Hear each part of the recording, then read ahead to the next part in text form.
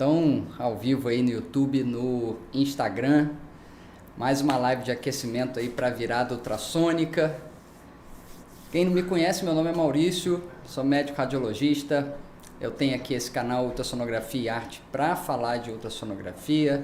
Também o pessoal já sabe que eu também tenho um curso de ultrassom ali para iniciar, principalmente para iniciar a ultrassonografia, para gerar prática, para gerar habilidade em quem está ali começando a desenvolver essas habilidades, e quem não faz nada de ultrassonografia e tem interesse em começar a ultrassonografia, que a gente já deu algumas lives explicando, inclusive, por que é tão interessante esse conhecimento também.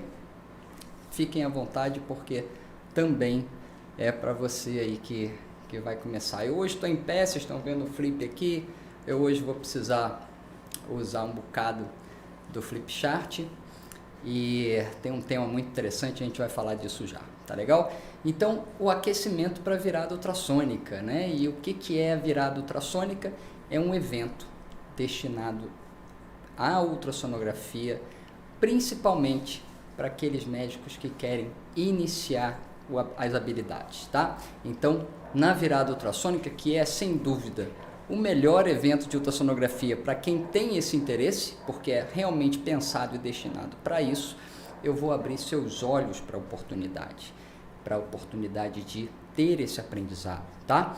Vou te mostrar como chegar na segurança de manusear o equipamento, que é um passo a passo, é uma metodologia que eu desenvolvi justamente para isso, para tirar do zero, te deixar íntimo ali, tanto com o equipamento na parte do teclado, quanto também nas habilidades para criar as imagens, tá bom? Eu vou te ensinar esse passo a passo, que é realmente uma metodologia. Então, é um atalho, e atalho é um caminho mais rápido, né? Esse é o objetivo, para você sair do zero até o 1 na ultrassonografia. E o que é o 1? Então, eu vou te explicar o que eu considero como 1 na ultrassonografia. É simplesmente você terminar um exame de ultrassonografia, independente do que ele seja, mas a gente treina no abdômen por ser o mais desafiador mesmo, com segurança de tudo aquilo que você poderia ter feito naquele exame, tá bom? Então é isso aí, do 0 ao 1 na ultrassonografia.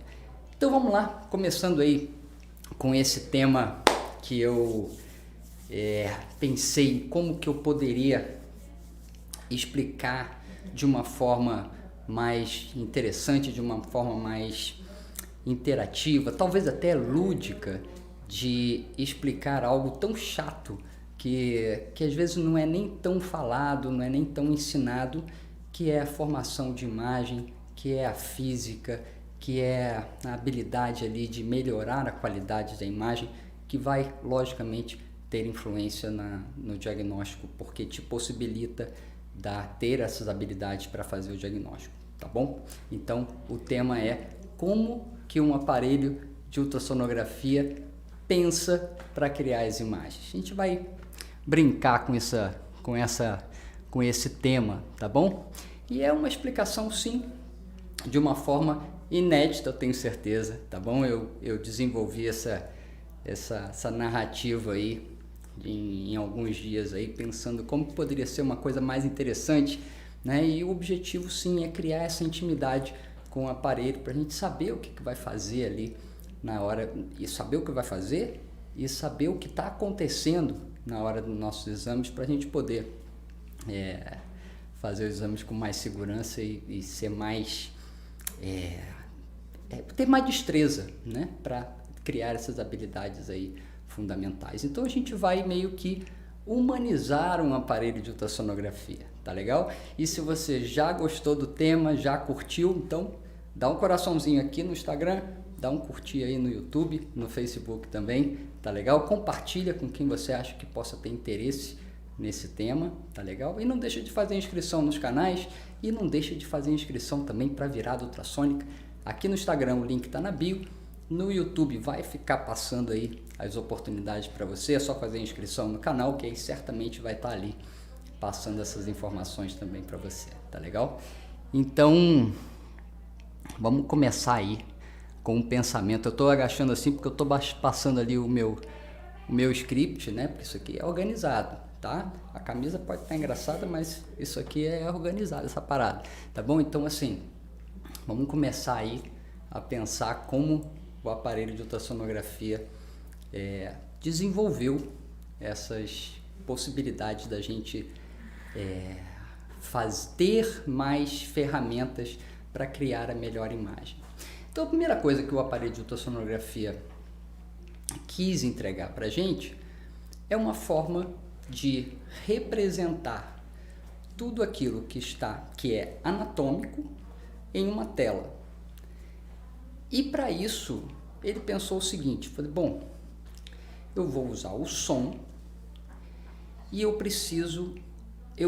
sei que esse som vai chegar em uma estrutura, vai criar um eco e quando ele voltar, eu escuto esse eco e represento isso como imagem. Mas como mostrar as diferentes formas e as diferentes densidades dos meios em que esse som vai percorrer, né? Essa viagem de ida e volta do som, que os meios não deixam de ser os nossos órgãos e estruturas, tá? Então ele pensou o seguinte, quando eu emito determinado modelo de feixe de som, que a gente sabe que é a frequência, que ele estava querendo dizer, eu consigo escutar o eco e ele volta em volumes diferentes, alturas diferentes, intensidades diferentes, que a gente chama de amplitude do som, tá? E isso é interessante, pensou o aparelho de ultrassonografia. Agora, esse som volta com amplitudes diferentes e ele precisa representar isso também de forma diferente para mostrar justamente como são as estruturas dentro do corpo, como que os meios se apresentam de diferentes formas, porque eles têm densidades diferentes. Então ele precisou criar uma escala para transformar esses volumes diferentes em imagens correspondentes. E aí ele pensou, eu vou criar uma escala de cinza, vai ser perfeito. E foi exatamente o que ele fez. Agora, como que ele vai representar isso? Quanto maior o volume que voltar e que ele escutar, ele vai representar de uma forma mais clara, até chegar a um branco. E a gente deu o nome disso de hiperecogênico. E quanto menor o volume, pensou o equipamento, mais escuro essa imagem vai ser representada. E a gente chamou isso de hipoecogênico. Então, quanto mais alto é o volume que volta, quanto mais intenso é esse eco, mais claro é hiperecogênico, e quanto mais baixo, quanto mais sutil, quanto menor a intensidade ou amplitude, mais escuro. E se ele não ouvir nada, vai ficar absolutamente preto. É o que a gente denominou de anecoico ou anecogênico, tá bom? Mas aí ele pensou o seguinte, bacana, assim eu consigo representar. Mas não é só uma escala de cinza, eu preciso desenhar, eu preciso mostrar essa estrutura.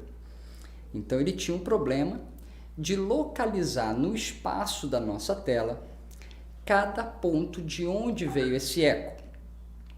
E aí ele pensou, eu já sei, eu vou usar o tempo que leva para esse som ir e voltar. Porque tem uma relação aí espaço-tempo que a galera já conhece aí de outros, até em filme, né? Mas ele pensou o seguinte, se esse eco vai e volta rápido, é sinal de que esse ponto está muito próximo do transdutor. Então ele vai representar de uma forma mais alta na tela. Então o eco que vai e volta rápido fica mais acima na tela. Aquele eco que demora mais, quanto mais tempo ele demora para voltar, mais profundamente ou mais embaixo na tela. Mas isso aí parecia estar muito simples ou muito fácil demais para ser verdade. E ele pensou em algumas situações. Mas antes vamos só fazer um resumo do que a gente tem até agora, do que o aparelho resolveu para a gente até agora. Ele criou uma escala de cinza para definir as diferentes densidades dos tecidos. E a localização de cada ponto dos tecidos, ele usou o tempo de eco para desenhar as estruturas. Então aí ele consegue botar bonitinho, organizado na tela. Beleza. Mas ele sabe também que alguns padrões de som conseguem ir mais longe dentro das estruturas e outros padrões de som não conseguem ir tão longe assim.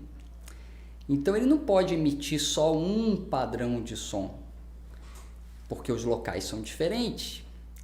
E o doutor que vai usar o aparelho vai precisar de vários modelos de som para analisar estruturas de diferentes formas, de diferentes distâncias. E aí ele pensou, eu vou ter que trabalhar com frequências diferentes. E isso ainda vai me ajudar na resolução da imagem. Então aqui a gente tem um conceito interessante que é comprimento de onda e resolução axial. Vamos falar sobre isso a respeito da frequência. Então vamos começar aqui no flip. Vamos começar a usar o flip. Existem frequências mais baixas, intermediárias, mais altas, tá? E o comprimento de onda está intimamente relacionado à frequência. Ou seja, uma onda senoidal, uma onda que a gente representa o som dessa forma, vai ter um comprimento de onda de crista a crista, X. Não sei se está muito claro aí. X. E uma onda dessa forma vai ter um comprimento de onda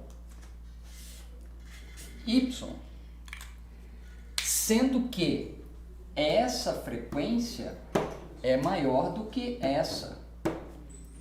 Ou seja, frequências maiores, comprimento de onda menor.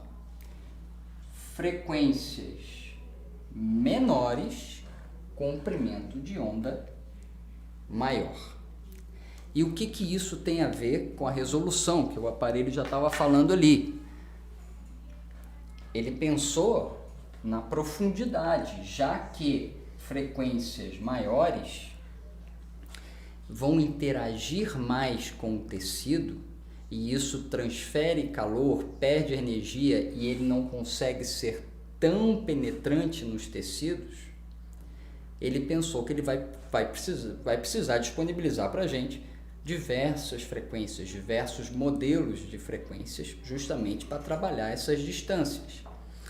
E com isso, também ficou claro para o aparelho que com a frequência maior e um comprimento, obviamente, de onda menor, isso vai melhorar a resolução. Porque o que acontece?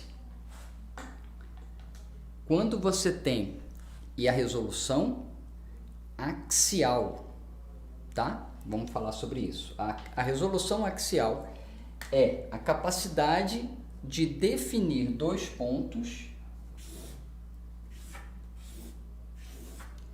ao longo da progressão, ao longo do caminho do feixe de som. Então ele consegue definir um ponto aqui diferente de um ponto aqui. E quando você tem comprimentos de onda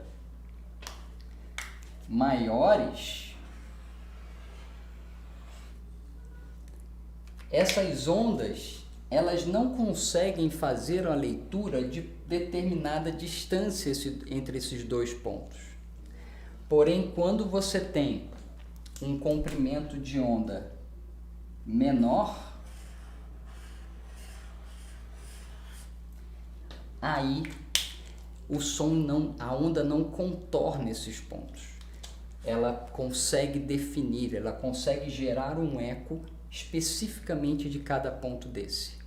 Então, por isso que quando você bota lá no aparelho frequências maiores, você consegue uma excelente definição, porém não dá para ir tão profundo nos tecidos.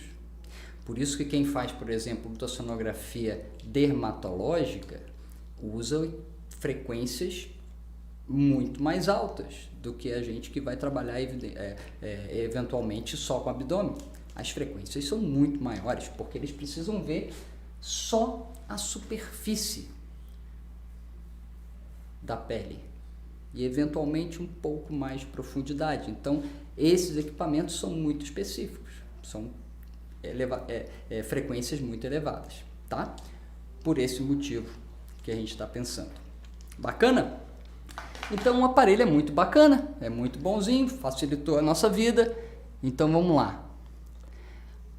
O feixe de som que sai de um ponto, o aparelho estava pensando, o feixe de som que sai de um ponto, eu vou considerar que ele sempre viajou em linha reta, e seja o que lá que aconteceu, quando ele voltar, eu vou considerar que ele voltou sempre em linha reta.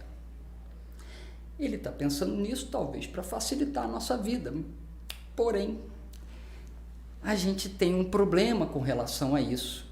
Isso vai, em alguns momentos, determinar alguns tipos de artefatos. Cid, abre parênteses aqui. Liga o ar, cara, porque eu vou derreter.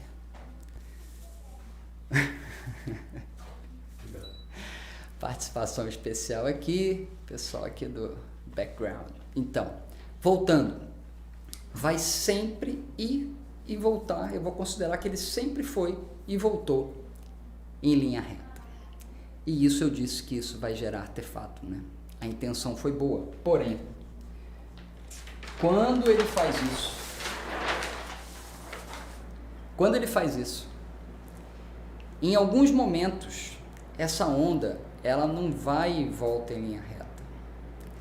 Ela vai de um jeito, desvia, volta pelo mesmo caminho. Então ela não foi e voltou em linha reta. Só que o aparelho está pensando que sim. Então ele vai localizar o ponto naquela linha reta. E em que momento que a gente vai perceber que houve essa falha? Vou falar para vocês duas situações. Uma delas é a refração, que é o seguinte: é muito comum em linha média, linha alba, tá? Quando você tem diferenças de impedância muito grandes entre dois, muito grandes, mas nem tanto, né? Porque quando é muito grande essa diferença de impedância, há muita reflexão. Aqui nesse exemplo, a gente considera que há uma mudança de densidades ou impedâncias diferentes em tecido, mas não tão exacerbadas assim. Porém, o suficiente, isso acontece muito quando a gente está examinando a linha alba, a gente bota o equipamento aqui e é no transversal, e essas duas imagens que eu fiz aqui são os músculos reto-abdominais. Então o som passa por músculo e gordura, eventualmente não só nessa região, é muito comum na ponta de baço, e essa refração vai ser visível no rim esquerdo, às vezes o rim direito também a gente percebe isso. Então, quando há uma refração. E aí a imagem, o exemplo clássico, tá? Na imagem da aorta. Quando há essa refração, que é essa diferença de densidade, a refração nada mais é do que um desvio de trajetória do feixe principal, do feixe de som. Então ele vem para cá, percebe essa diferença muito grande, percebe não, isso é uma lei física, não tem como a gente mudar isso, tá? Então vai haver essa diferença e aí o som refrata e vai encontrar ali a aorta, é um exemplo, tá? Vai encontrar a aorta. Esse som, ele vai encontrar a aorta e vai refletir na parede da aorta e vai voltar pelo mesmo trajeto. Eu vou botar um pouquinho mais separado aqui. Vai voltar pelo mesmo trajeto, vai novamente encontrar a diferença de densidades e volta para cá. Certo? E ele vai representar essa imagem. Só que lembra, na cabeça do aparelho, esse som continua em linha reta. E ele vai desenhar a reflexão da aorta num ponto fora do real. E é por isso que, eventualmente, a gente vê a representação como se tivesse duas aortas, uma lateral à outra, tá? Mas outras ondas de som também estão vindo para cá e voltando para cá, ou seja, também vai representar essa imagem no ponto correto. E aí sim, a gente tem as duas representações. Então essa é uma inconveniência baseado em leis da física do equipamento, sempre considerar que o som está indo e vindo em linha reta. E existe um outro exemplo de artefato também, pela mesma explicação, mas um artefato bem diferente disso, que é a imagem espelho. A imagem espelho é muito comum em fígado e em baço. Por que ela acontece? A primeira condição é que você tem uma superfície côncava e muito refletora. É o que a gente tem na superfície pleural. Ela é muito refletora por conta do ar do pulmão. Lembra? Muita diferença de densidade entre as partes moles e o ar. Então reflete demais. Então essa é a primeira condição e a segunda condição é o próprio formato. Tá legal? E aqui junto a concavidade do diafragma, a gente tem o fígado. Então vou botar aqui uns vasos aqui do fígado, vou até botar um nódulozinho aqui, ó, tá bom? Pra gente brincar com isso daí. Aí o que acontece? A mesma coisa, porém aqui é um detalhezinho diferente, ó. O som vem para cá, a onda de som vem para cá, e é óbvio que dentro do parênquima há reflexão e ele vai montando a sua estrutura conforme a gente já viu. Algumas ondas vão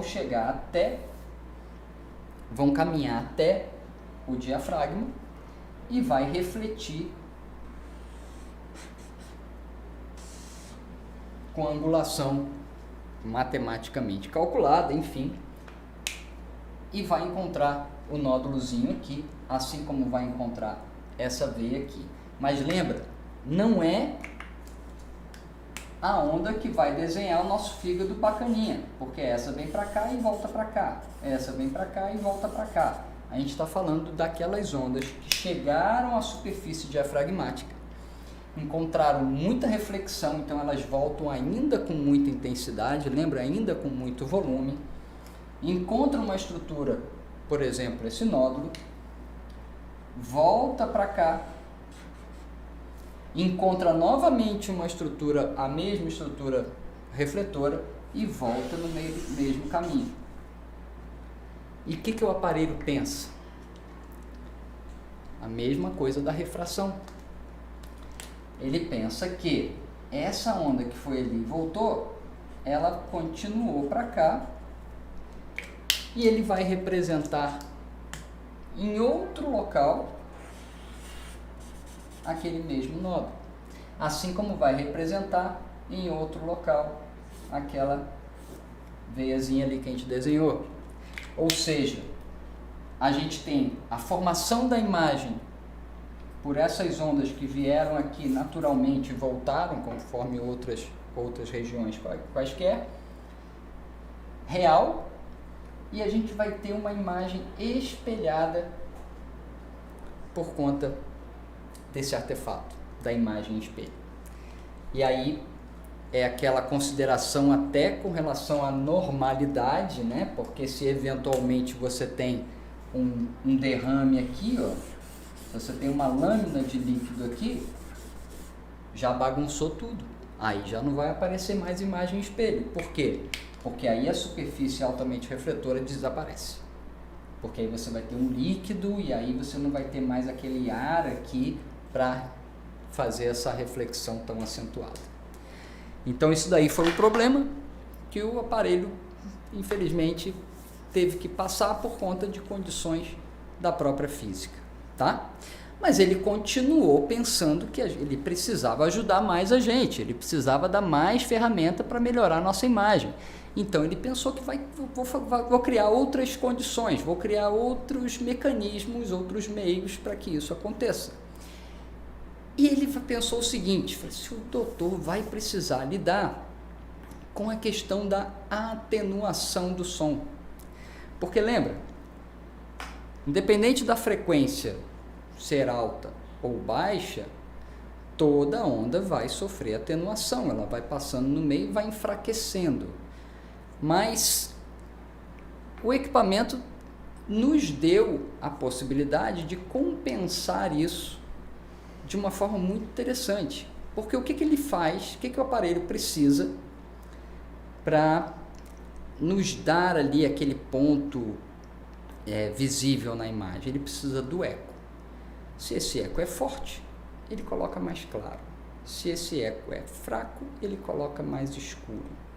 Porém, tem a questão da atenuação, que o som vai perdendo essa intensidade, o eco vai vindo mais fraco, em que vai eventualmente deixar a nossa imagem cada vez mais escura para baixo. Isso é muito visível em esteatose hepática, por exemplo, que é um órgão maior, então a gente consegue perceber a dificuldade por conta da presença da gordura, e aí tem mais atenuação, o som tem mais reflexão logo no início, ele vai ficando mais escuro, e quanto mais gordura, mais escuro ainda. Mas o aparelho nos deu uma ferramenta muito legal para a gente fazer isso, que é o ganho e o TGC, tá? Foi assim que surgiu esses dois botões, para a gente trabalhar com essa questão da atenuação. E o que o ganho e o TGC faz com o equipamento? Ou melhor, o que o equipamento pensou na hora de colocar isso disponível? Ele pensou o seguinte, eu vou colocar esse botão aqui, porque se o doutor mexer para cima ou para baixo, ele melhora ou piora a minha audição.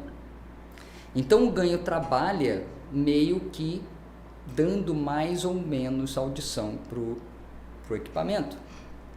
Então quando você diminui o ganho de forma geral, você escurece a tela. Quando você aumenta o ganho, dá mais brilho, ou seja, aparece melhor, a audição parece que fica melhor. Mas mesmo assim, isso não compensa uma atenuação maior embaixo, porque se eu aumentar de forma geral, eu não tenho como nivelar isso, eu não consigo aumentar só uma parte. Mas aí veio o TGC, que ele compensa o ganho conforme o tempo de eco, que é o Time Gain Compensation, é a compensação de ganho pelo tempo do eco. Então, são aqueles botõezinhos que a gente vê nos equipamentos, eles costumam ser analógicos, né? Fica aqui, fica aqui, fica aqui, né? A gente vai aumentando aqui para baixo, aumentando aqui para baixo, né? A gente vai graduando isso. Representando aqui como eu estou representando aqui, o que que significa? Quanto mais eu aumento, mais eu melhoro a audição daquele nível, tá? Então, ó, se eu aumento aqui, eu aumento a audição do aparelho, ou seja, eu deixo mais brilho nesse nível mais distal, porque é mais para o final. Se eu quero aumentar o brilho só para cima, eu vou trabalhar com os botões mais de cima. E aí sim, ele ajudou um bocado, porque agora, por exemplo, se eu tenho uma atenuação maior num parênquima hepático, isso acontece até com parênquima normal, tá? Eu posso compensar isso aumentando o meu TGC em porções mais inferiores. Então, aquilo que estava escurecendo aqui, quando eu faço isso, eu consigo mais brilho nessa parte mais distal da imagem, mais profunda nesse caso, tá bom? E aí ele conseguiu compensar, nos ajudar aí com essa questão da atenuação. E tem uma outra ferramenta que o aparelho também nos deu. Ele estava pensando em como que ele poderia melhorar ainda mais a resolução para a gente. Porque a frequência emitida, isso é interessante saber também, a frequência que é emitida a partir da fonte, uma fonte de som, ela é constante. A frequência não muda. O que sai continua, é a mesma frequência. E isso dá a nossa resolução axial. Mas ele pensou, bacana, mas eu poderia ajudar com uma resolução lateral, porque assim como existem dois pontos no mesmo eixo, existem dois pontos laterais. E se o feixe estiver muito divergente, eu também não vou conseguir melhorar a sensibilidade entre dois pontos laterais. E isso fica mais evidente ainda quando a sonda que a gente está usando, o transdutor que a gente está usando, já tem essa tendência divergente, porque os transdutores, eles podem ser nesse modelo de emissão de som e podem ser nesse modelo de emissão de som, que são os transdutores lineares. Então fica mais sensível a gente perceber essa baixa resolução lateral no feixe divergente à medida que vai ficando mais distante. Aí o equipamento pensou, muito inteligente, pensou o seguinte: e se eu conseguir espremer esse feixe aqui, nem que seja em determinado nível? E aí surgiu o botão de foco, que é fundamental para a gente melhorar a resolução lateral, porque é óbvio, se ele consegue espremer esses feixes aqui, ó, nos feixes assim, certo? Se ele consegue espremer esses feixes aqui e eles passam, vou botar em vermelho aqui, e eles passam a ser assim, nem que seja em algum ponto, vai melhorar essa resolução lateral. Eu vou conseguir definir melhor. Então criou o foco. E o que faz o foco? O foco espreme essas ondas de som em determinado nível. Por isso que quando a gente vai lá para a nossa tela, aqui vem umas coisas escritas, e tem aqueles pontinhos ali que é a nossa escala, e aí alguns tem uma setinha, outros têm um treco esquisito ali, uma borboletinha, sei lá o que, enfim, mas isso aqui representa a altura do foco. Então quando você vai lá no botão, às vezes é assim, enfim, e traz esse foco mais para baixo, o que você está fazendo é espremendo o feixe nesse nível.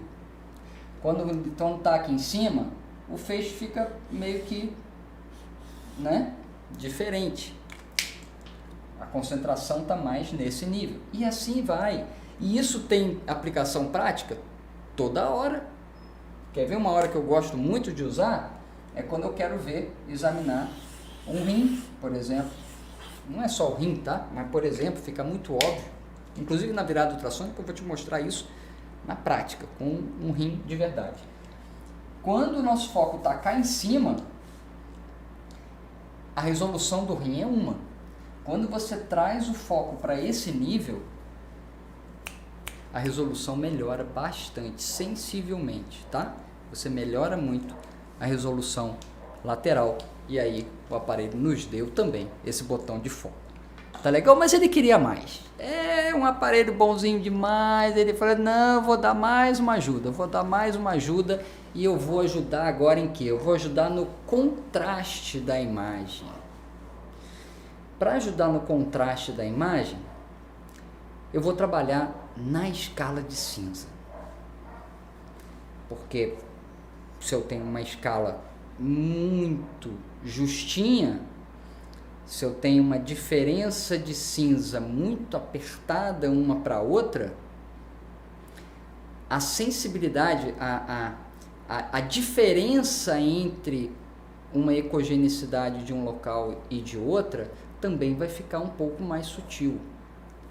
Fica mais, talvez um pouco mais definido, tal, mas não dá aquele contraste que eventualmente a gente vai presenciar na prática, quando a gente quer diferenciar, por exemplo, um nódulo que tem uma ecogenicidade só um pouco menor do que a tireoide, por exemplo, do que o fígado, do que o parênquima normal do fígado, ou eventualmente só um pouco maior também, né? Os nódulos, às vezes, eles podem ser mais tênues com relação à ecogenicidade em comparação ao parênquima. Lembra? Ecogenicidade, a gente está sempre comparando uma coisa com outra.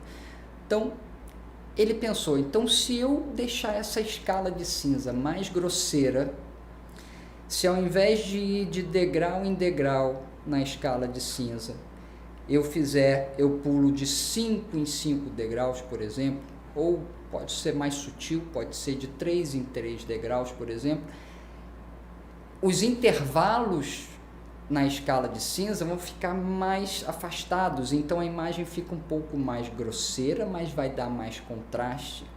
E é óbvio que cabe ao usuário, cabe a nós, saber ir até um determinado ponto, porque se deixar grosseiro demais, você vai começar a inventar a imagem, vai começar a ficar um negócio meio que umas diferenças muito grosseiras e pode aparecer imagem que não é real, você pode acabar se confundindo. Então, um ajuste fino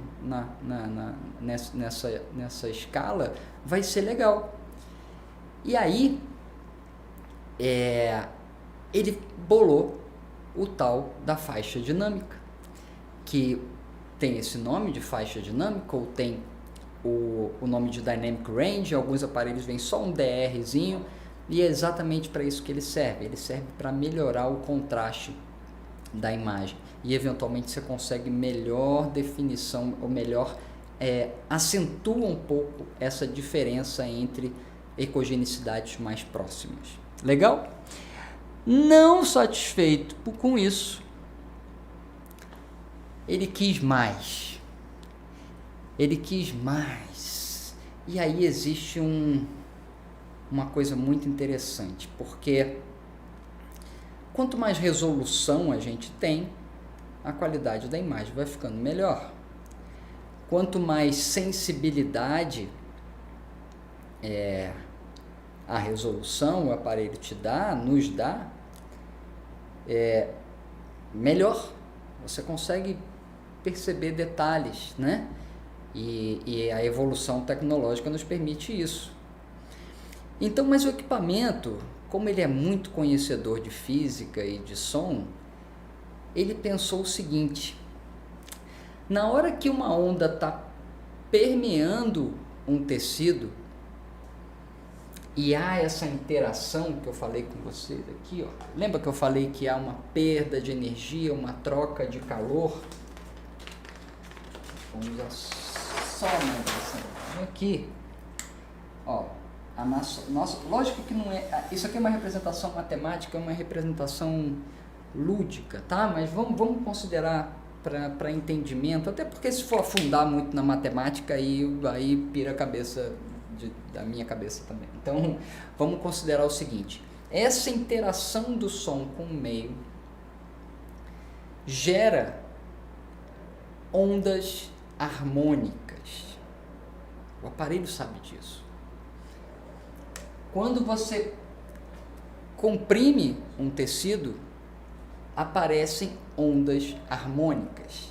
E lembra que eu falei que a onda principal que vai ser emitida da fonte, ela mantém uma frequência. Mas as ondas harmônicas não têm a mesma frequência. As ondas harmônicas que acontecem nesses pontos de maior estresse, elas são múltiplos inteiros a mais, com maior frequência, da onda principal, da nota base, que seria na música, que a gente poderia chamar assim, ou da nossa onda, nosso feixe principal. Então, todo feixe principal vai gerar notas harmônicas ou ondas harmônicas, que são múltiplos, e são múltiplos com frequências maiores. As frequências harmônicas, elas são maiores que a frequência inicial, tá? Isso aqui não tem fórmula disso não, tá? Eu que estou representando desse jeito aqui, estou me dando a liberdade de inventar aqui umas coisas. Então, a frequência harmônica ela é maior do que a frequência inicial. Agora, o aparelho ele se permite, através de um botão, escutar ou não essas ondas harmônicas, que vão ter frequências maiores. E o que acontece com frequências maiores?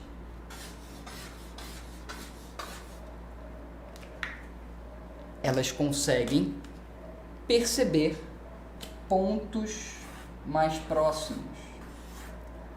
E o que acontece quando essas ondas conseguem perceber no sentido de não contornam?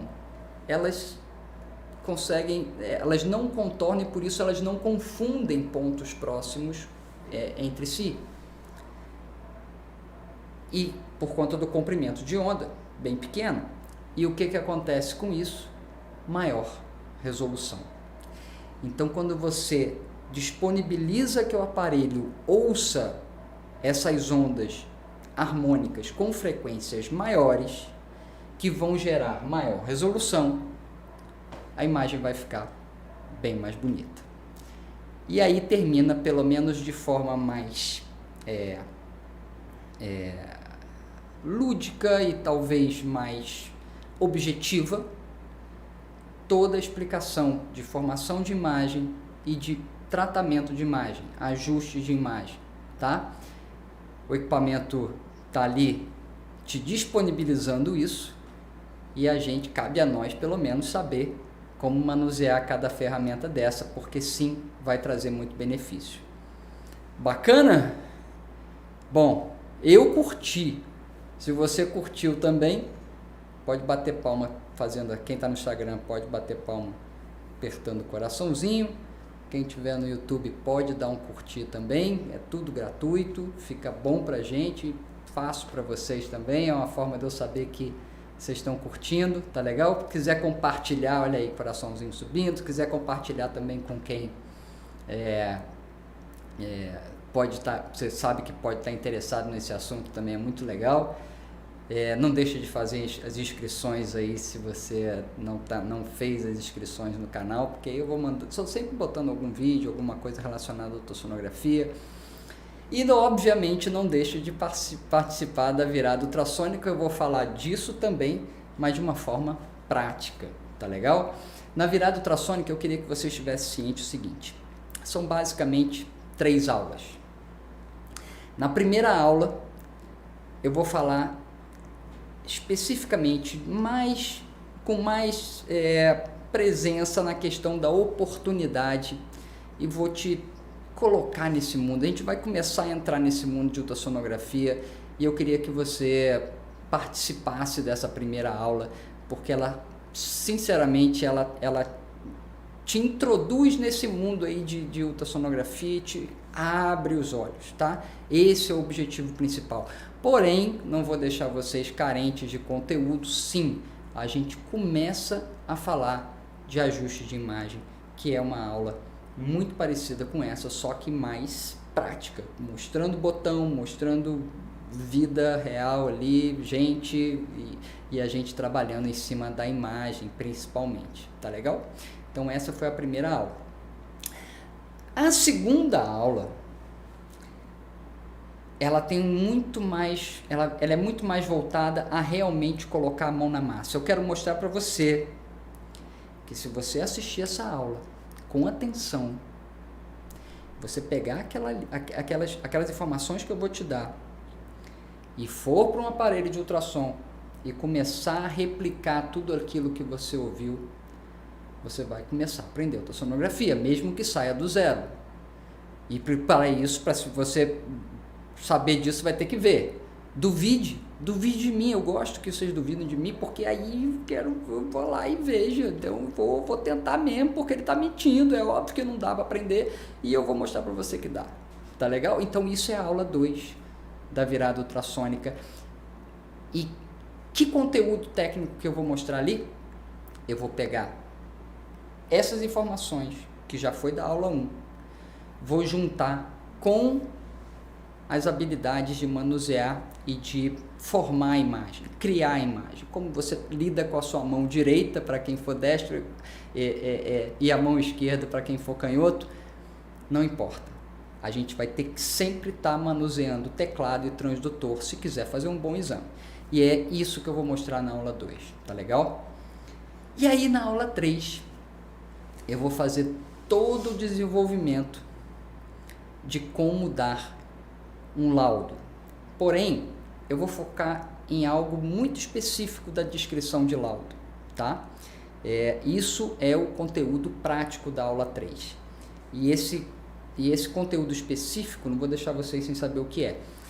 É como a gente descreve lesões focais, tá? Lesões, nódulo, cisto, como que a gente faz para descrever? É um racional, é um passo a passo de como a gente começa a pensar para fazer essas descrições. Também eu acho muito legal. E essas 3 aulas, gente, estão relacionadas às 3 pilares da metodologia ultrassonografia raiz que eu desenvolvi para mostrar para vocês. E sim, eu tenho um curso de ultrassonografia que leva vocês do 0 ao 1, a gente já falou sobre isso no início da live, inclusive, tá? E essa metodologia trabalha com 3 pilares: ajuste de imagem, manuseio de transdutor e descrição de laudo. Mas descrição de laudo, Maurício, tem nada a ver? Eu falei, tem tudo a ver. Porque com uma descrição bem feita, você consegue transmitir o que você viu na sala de exame para o resto do mundo, tá? Uma descrição, não entendi bem, aí o colega fica chateado, porque realmente aí ele não vai saber o que você viu, mesmo que você tenha feito um bom trabalho dentro da sala, tá? Então, por isso que é fundamental esses pilares. E também nesse terceiro vídeo, eu vou descrever tudo sobre as dúvidas que foram surgindo ao longo da existência da ultrassonografia e arte. Então, eu gostaria muito que vocês assistissem essas 3 aulas. Tá muito legal. É o que eu posso dizer aí de spoiler até aqui. Depois, só vendo mesmo, porque a partir daqui, se eu começar a falar, não dá. Vai ter que ficar. Diga aí, alguma pergunta do pessoal? Eu tô vendo a galera... Bom, maravilha, doutor Éper. Éder? Éper. Bom, maravilha, doutor. Que legal, gente, que legal. Quando a galera começa... Aí, ó, o pessoal tá falando aqui, boa noite, ótimo, obrigada. Amo suas aulas, doutora Marília. Não é isso? Éper Boni, maravilha, doutor, obrigado, gente. Vocês são fera, galera do YouTube, do YouTube, sim, também. Pô, bom demais. Muito bom. Descrição de laudo, super importante. Maior dificuldade de quem começa é laudar. Pois é. Iolete, eu vou ler. Saltarello. Saltarello, isso. Pois é, né? E essa questão da descrição de laudo é interessante, sabe de quê? Porque a pessoa só percebe nisso na hora que faz um exame, encontra uma alteração e depois tem que escrever. Meu amigo, dá um nó na cabeça. Eu lembro como era para fazer o laudo, eu não sabia nem começar. Então é isso que eu vou fazer, eu vou dar um passo a passo, pelo menos com relação a lesões focais, tá? Existem outras descrições, óbvio, alterações difusas, de parênquima, enfim, mas pelo menos ali você já dá vai ter uma boa linha de raciocínio, eu tenho certeza, tá bom? Olha, mano, ganhei um abraço da Bolívia. Perboni. Sim, ganhei um abraço da Bolívia, show demais. A Bolívia é logo ali, ó. Dá 3 passos, já tá lá. Não, mentira, um pouquinho mais pra lá de Rio Branco. Bom demais, gente. Fico feliz demais com a participação de vocês. Olha aí, ó, 51 minutos, bacana, foi um tempinho bem legal. Tá bom? Então vamos encerrar por aqui. E é isso, gente. Já dei meu recado, espero que vocês tenham curtido. Assiste de novo. Tá muito bacana essa aula. Pelo menos eu prometi que aula igual a essa vocês não teriam, né? Então, cumpri com a promessa. Eu acho que realmente desse modelo assim, do aparelho falando com a gente, eu nunca tinha visto. Falou, gente. Um grande abraço. Valeu. Tchau, tchau.